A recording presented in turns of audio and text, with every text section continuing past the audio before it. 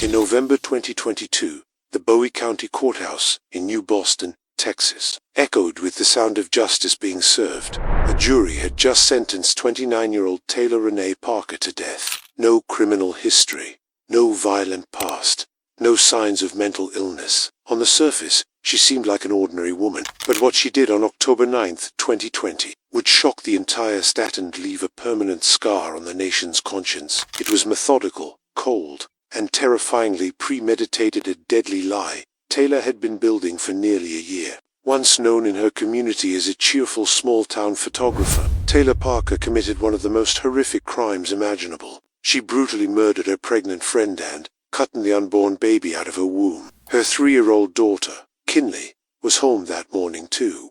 Everything should have been normal. This wasn't a crime of rage. It wasn't impulsive. To understand how she ended up strapped inside a prison van, headed for the Mountain View unit in Gatesville, home 2, Texas S. Female death row inmate Sui must go back to the morning it all unraveled. Her skull shattered with a hammer, her belly gruesomely sliced open. The baby, who would later be named Braxton Sage Hancock, was gone. Reagan Simmons-Hancock, just 21 years old and 7.5 months pregnant, was getting ready for a routine doctor's visit in the quiet town of New Boston, Texas.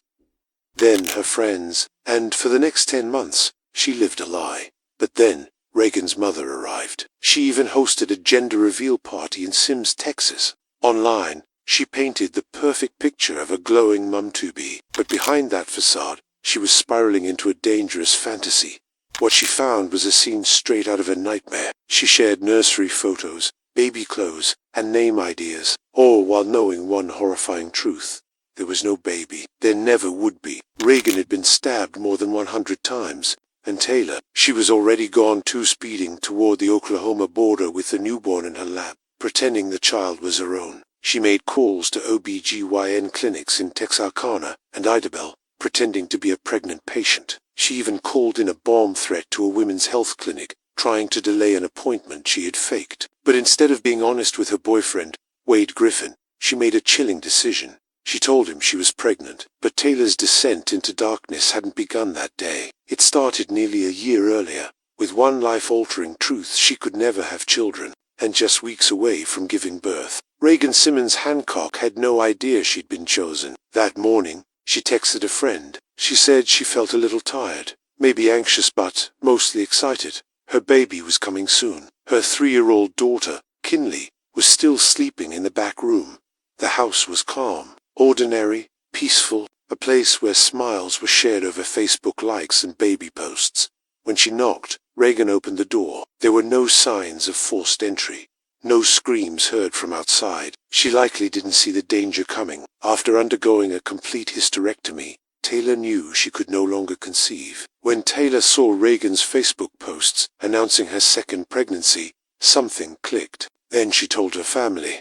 She bought a fake baby bump, downloaded ultrasound images from the internet. In her car, she packed a scalpel, a hammer, a fake hospital badge, and a diaper bag. She told her boyfriend, Wade Griffin, that she was in labor, that she was headed to St. Michael's Hospital in Texarkana. But that was a lie. She was driving 30 miles northeast, not toward a delivery room, but toward a crime scene. Taylor wasn't just lying, she was preparing.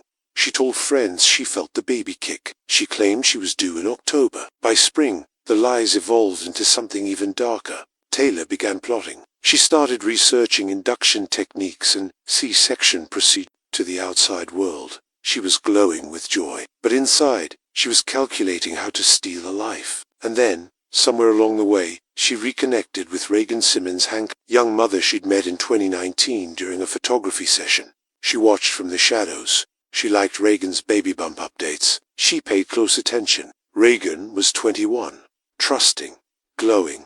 But miles away, Taylor Rene Parker, then 27 years old, was already in motion. She left her home in Sims around 6 a.m., armed with chilling precision. Her real destination was Reagan's home, a place she had visited before. Maybe they sat down. Maybe they made small talk. But by 8:30 a.m., that quiet house turned into a war zone. What happened next was pure chaos.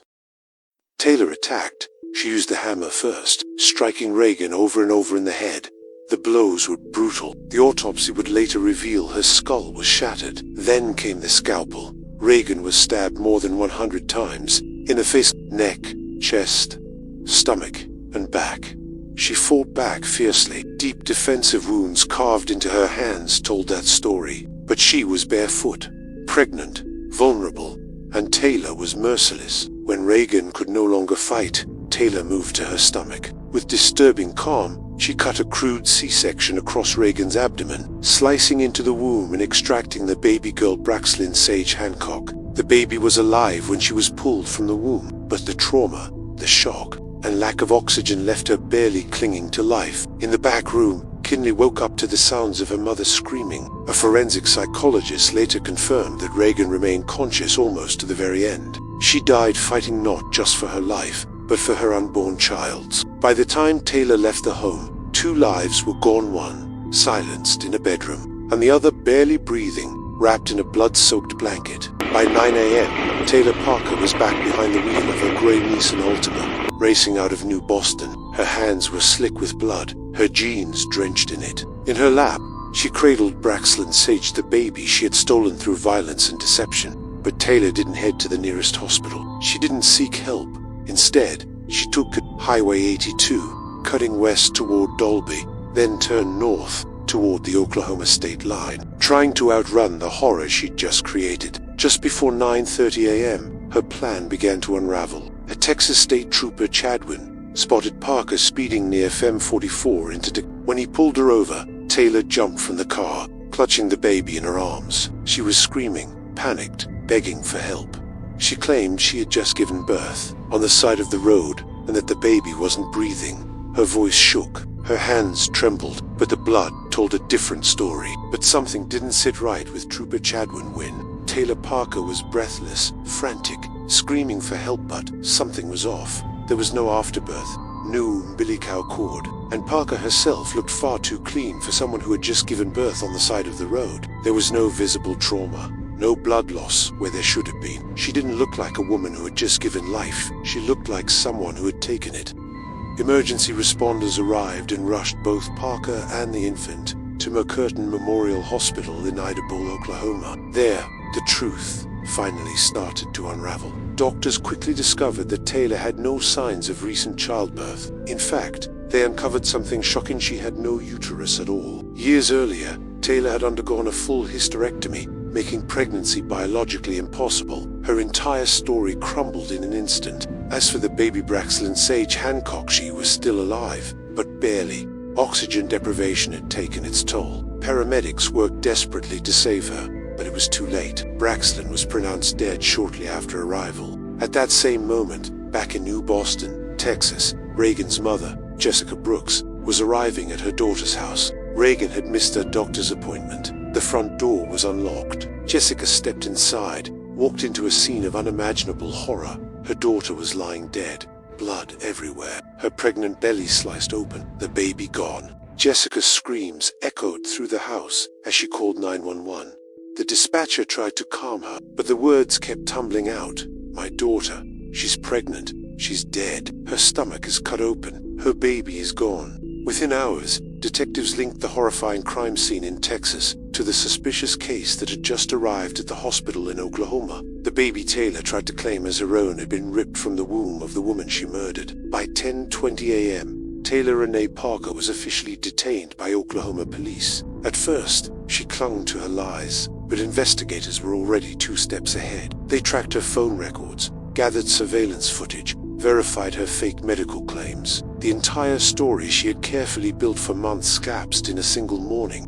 Now, all eyes were on Texas. The question wasn't whether Taylor did it. It was what kind of justice would match the monstrosity of her crime. Before she became a killer, Taylor was known as a quiet woman from Sims, Texas, a tiny town with fewer than 600 people. Born on March 12, 1993, she grew up mostly in Bowie County, not far from where she would later commit one of the most disturbing crimes in modern Texas history. Her upbringing wasn't marked by poverty or violence.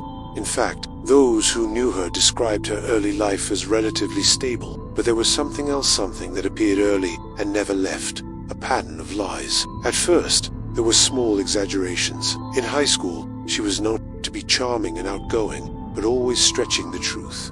Over time, those lies grew larger. By her early 20s, Taylor had married, had 2 children, and then lost custody of both. Somewhere between her failed marriage and mounting instability, she began building a fantasy version of her life online.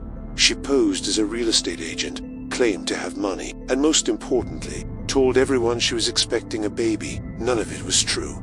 Not the job, not the lifestyle, and certainly not the pregnancy. In reality, Taylor was infertile, a secret she kept closely guarded. Then came Wade Griffin, a mechanic from Texarkana. From the moment they met, Taylor lied. She told him she could still have children. Then, before long, she told him she was already pregnant.